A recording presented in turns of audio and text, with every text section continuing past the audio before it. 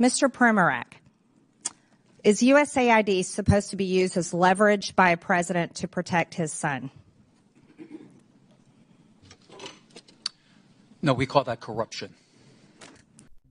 She highlighted Biden's infamous threat to withhold $1 billion from Ukraine to shield Burisma, as well as USAID's funding of leftist propaganda in Brazil, Poland, and Hungary. Thank you, witnesses, for your testimony. Again, Mr. Unger, I apologize.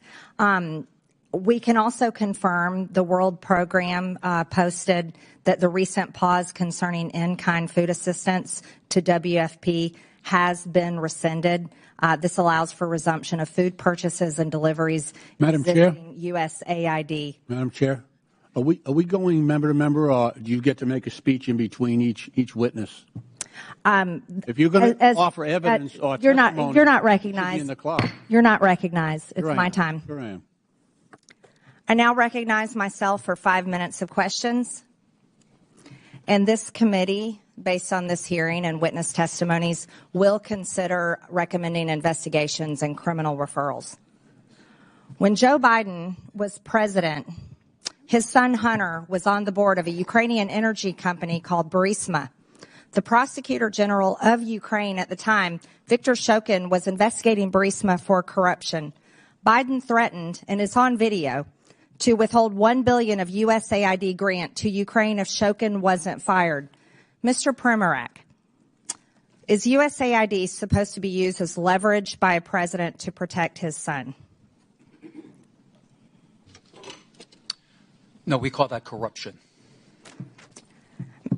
Mr. Primorak, in your estimation, roughly what percentage of USAID funding is doled out to bad actors or to efforts that don't have the best interests of Americans in mind? I think what troubles me most is learning, I believe last year, following the hard work of the House Foreign Affairs Committee and Senator Joni Ernst, that USAID has been paying out over 50% to overhead charges. The Office of Inspector General of USAID criticized the agency for not knowing the overhead charges being handed out to all of these actors for $142 billion of disbursements. That is extremely troubling. Yes.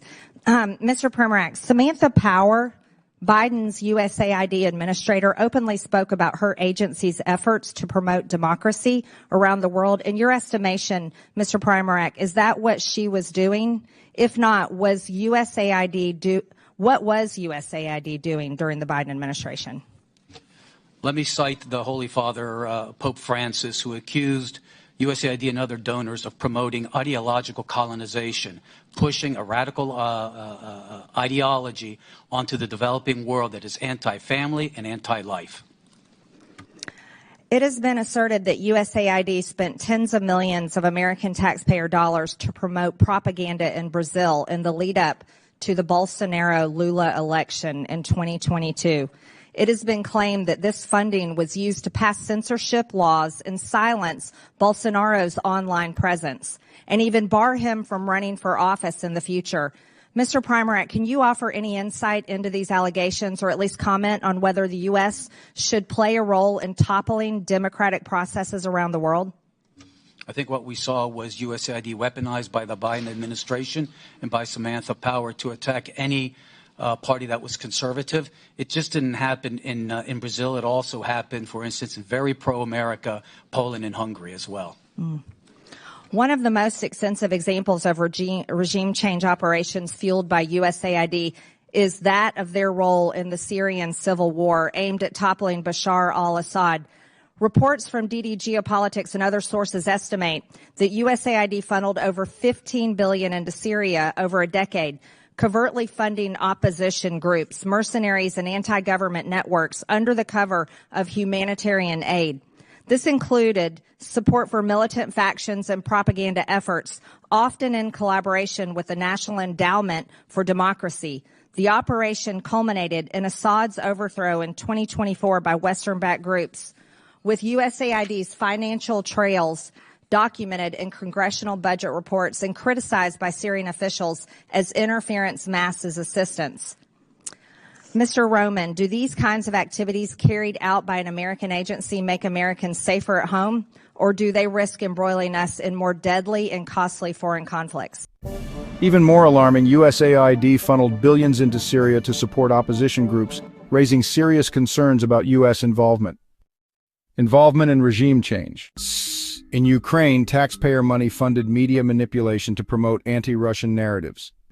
When the agency is doing it according to the way in which represents American national security interests, it's correct. But when it's abused for political purposes, ideological umbrage, and sponsoring Islamism, which is inherently anti-American, it is the worst exhaustion of American taxpayer money that can be thought of, especially when it leads to the loss and danger to American lives. Mm-hmm.